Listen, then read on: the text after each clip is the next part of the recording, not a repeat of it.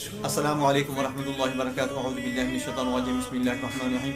आज मैं आपको बताऊंगा कि कानपेड़े जो बच्चों को हो जाते हैं, अक्सर उनका इन्फेक्शन बड़ा शदीद होता है और हम उस वक्त कुछ ऐसी मेडिसिन खिला देते हैं जो बच्चे को ज़िंदगी के लिए अपाहज कर देते हैं, पैरालाइज कर देते हैं, यानी वो बच्चे इस काबिल नहीं रहते। वो एजोस्पर्मिया का प्रॉब्लम उनको पैदा हो जाता है, एजोस्पर्मिया का शिकार हो जाते हैं कि वो बच्चा पैदा करने के काबिल नहीं रहते। इतनी खतरनाक ये बीमारी सूरत हाल बन जाती है। बज़ाहिर तो ये लगता है कि ये इन्फेक्शन ठीक हो गया, ये सोजश ठीक हो गया, हमारा बच्चा यानी ठीक हो गया, लेकिन वो ज़िंदगी के लिए अपाहज हो जाता है। वो इस काबिल नहीं रहता कि वो बच्चा पैदा कर सके। ये इतना ख़तरनाक मसला कब बनता है, क्यों बनता है, ये सारी बातें मैं आपको बताऊंगा। सबसे पहले आपने ये करना है कि मेरी वीडियो को आपने आगे शेयर कर देना है, ताकि जिन लोगों तक मेरी वीडियो नहीं पहुंची उन तक पहुंचना शुरू हो जाए।